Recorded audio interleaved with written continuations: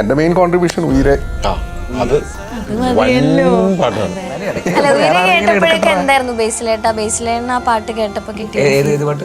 പല പല വേർഷൻസ് നമ്മൾ ട്രൈ ചെയ്താണ് അതിലേക്ക്.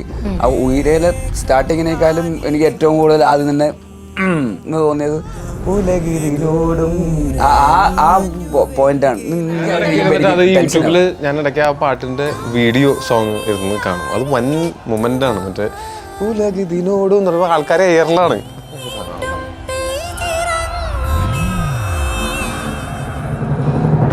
ഉലകിതിനോടും പൊരുതിടും ഇനി ഞാൻ നിന്നെ